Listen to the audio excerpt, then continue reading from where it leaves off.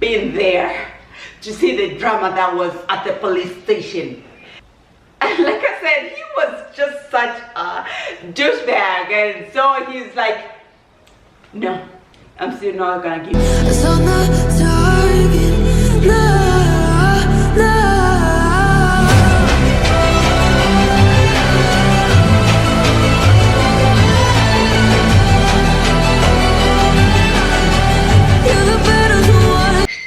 Hey guys, and welcome back to my channel. My name is Frida Tate, and I'm so grateful that you could come back today to watch my video.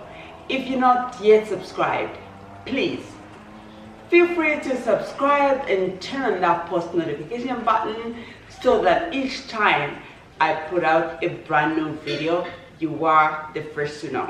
I am going to tell you a story of what happened to me and my little sister when we went to Tanzania. As you can see by the title, I don't think that I'm ever going back to Jerusalem. Yeah, let's get into the story. I don't want to waste a lot of your time because the story is long, and I'll try to make it as brief as possible so that you get the feel, you get the whole picture of my story. So let's go. I ordered a car from Japan, and this car was scheduled to come via Jerusalem. I got the papers from the company in Japan. They sent me the papers or the paperwork, and so what happens is when you order a car from or whatever from Japan or Asia, they send you the original papers, the ordeal number and the ordeal papers and whatnot, and it comes via DHL. And then those are the papers that you want to send to the agent. So you're gonna have two agents. The agent from the port, and two, the agent from the border, the of entry. So this car was coming through Jerusalem, like I said, so I needed an agent from Jerusalem, and I needed an agent from Nakonde, which is a border town in Zambia, because it was coming through there. So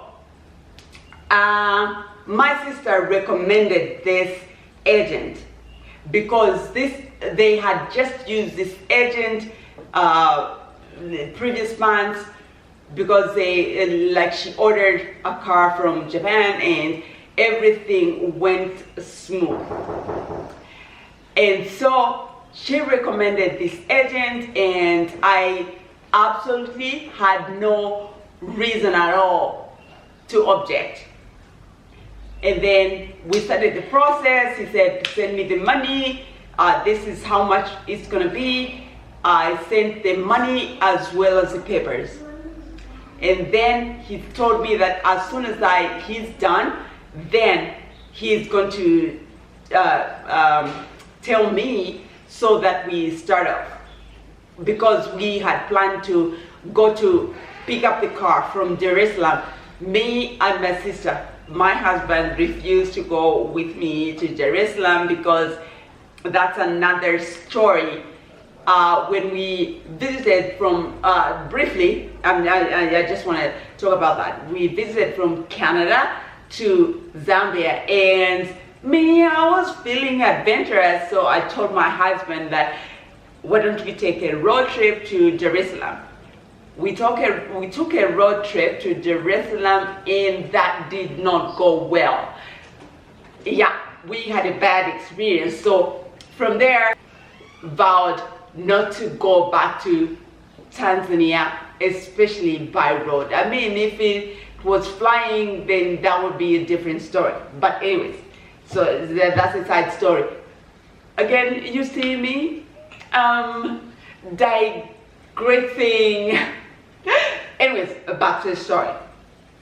Yeah, so we I sent the money to the agent and the papers and everything, and so I made it known to him that the plan is we go to Tanzania, we go pick up the car ourselves because we are planning to go to Zanzibar. My sister and I were adventurers, right? So we were thinking of going to Zanzibar. We've never been there, and we thought that was an opportunity. So we kept in contact, in touch with the agent. Every day I would call him, are you done? Are you done? Are you done with my papers? And he kept on bouncing me. I should have seen the red flags because they were all over the place, okay? But then I gave him a benefit of the doubt, and then when it appeared that he's just taking awfully long, why is it not yet done? I gave him papers like days ago, and I didn't want to be charged demurrage for when I get to the port in Tanzania. So I told him we are starting off anyways.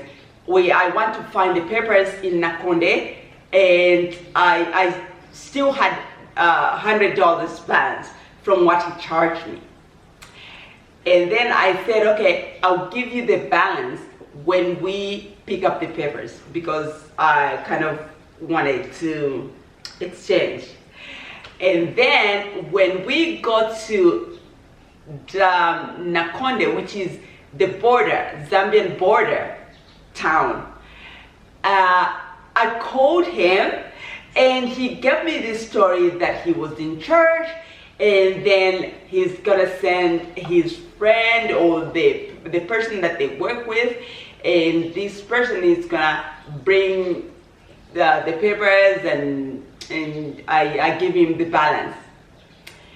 I said, okay, cool. We got there. So this person was given my phone number. She called me. Actually, it was a lady. She called me, I gave a description of myself, and then she came, but without papers. And stupid me, I guess I gave them a benefit of the doubt, but that was stupid, okay? I am not going to say, no, I wasn't stupid, but I was stupid. I gave them the $100, but they did not give me papers. We went, and then I couldn't talk much because we were on a public bus. We were on public transportation, and then there's only so much time that you can spend on the border, by the border, otherwise the bus would leave you. I didn't want to risk it, so I went ahead and gave her the $100, and got back on a bus, and this guy said, okay, they are going to give the papers to someone else that's coming to Dar es Salaam, and blah blah blah, yada, and that kind of thing. So we go to Tanzania. Fortunately, we met some people that we kind of know already from home, from the Saka. So we were like, oh, this is gonna be a good trip. And so we go to Dar es Salaam. They know their way in Dar es Salaam. They directed us to a reasonable hotel that most of the cross-border traders, they use that hotel. So it was kind of reassuring. So we go to Dar es Salaam, we got to the hotel, we checked in, we cleaned up and everything, and we got in touch with the agent, and he was telling me stories after stories.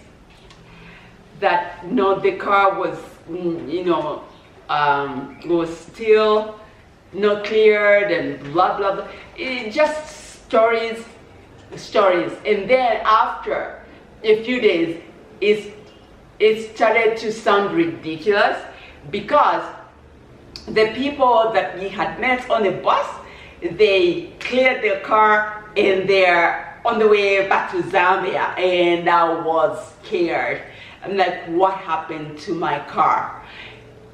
And then after the people that we knew had left for Zambia, we met this other guy.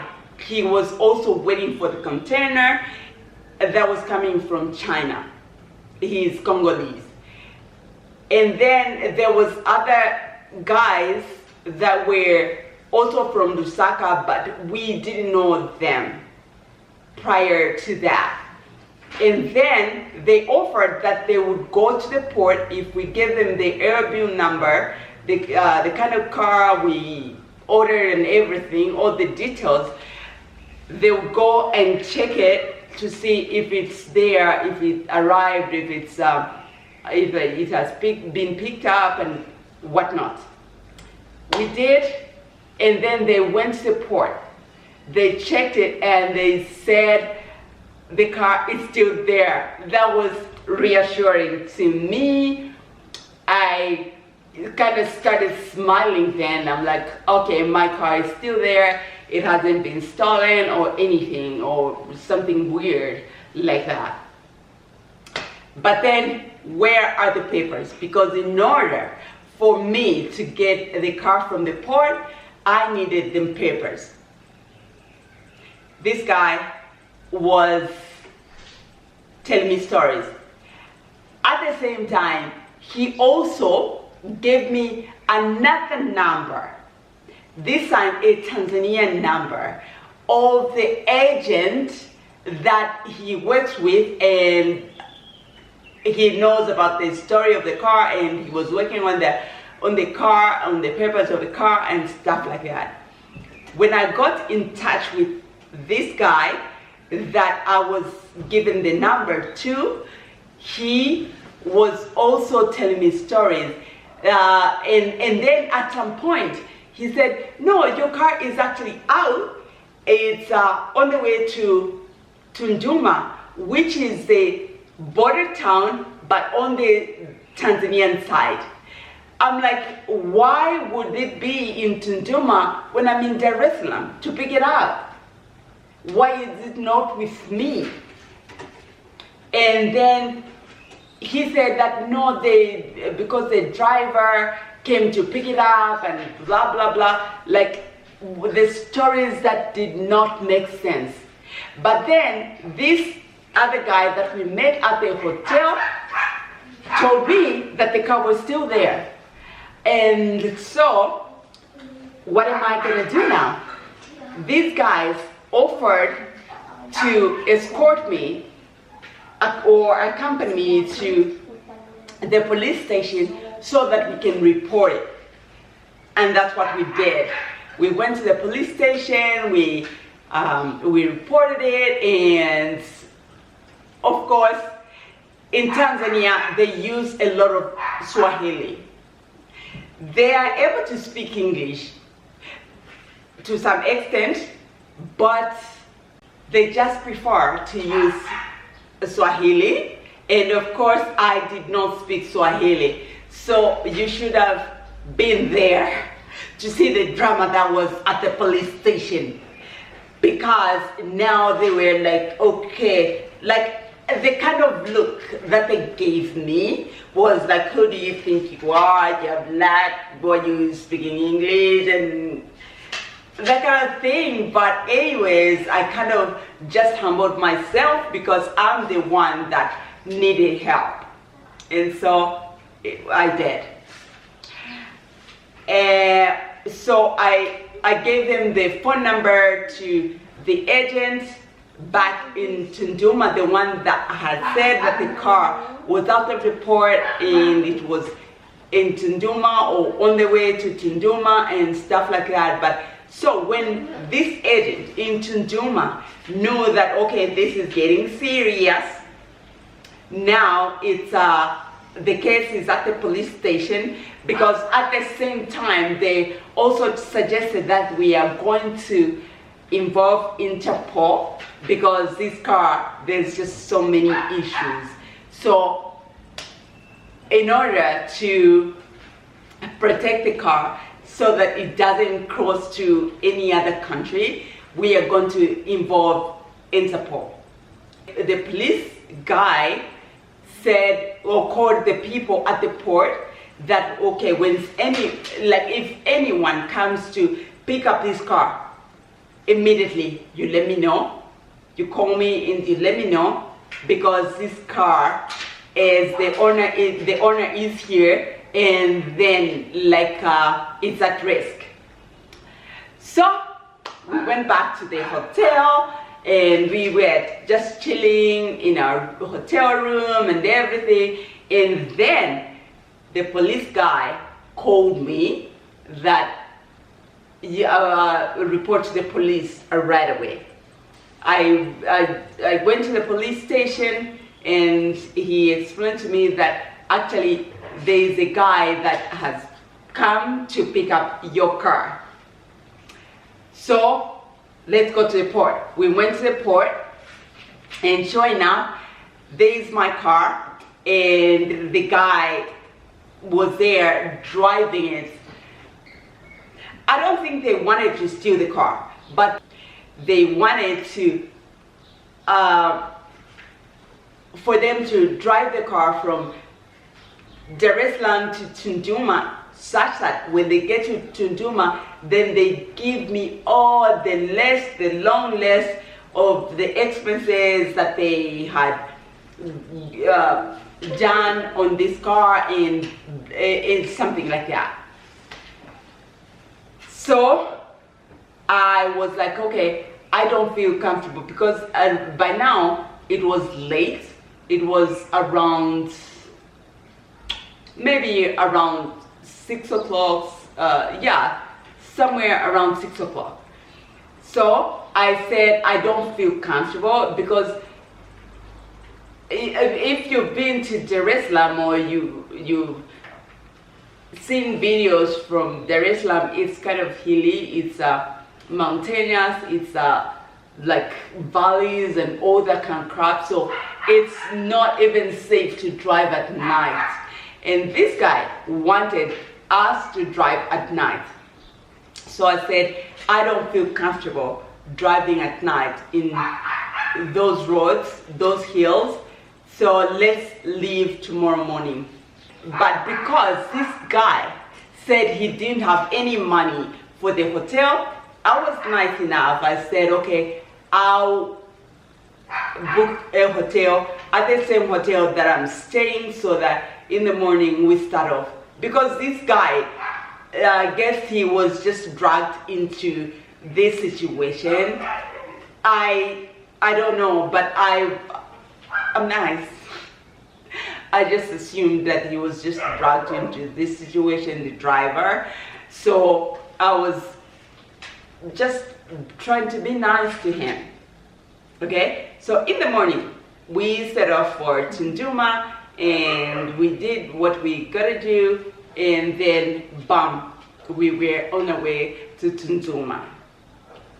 When we got to Tunduma, one eternity later, this is where crap hit the fan. I came face to face with the person that I had been communicating with, the person that was actually holding my papers. This has been part 1 of the 2-part video of my ordeal in Tanzania. Look out for part 2 coming very soon. This has been your girl Frida Tate. If you're not yet subscribed, please subscribe and turn on the bell so that when I post a new video, you are notified. See you later, guys.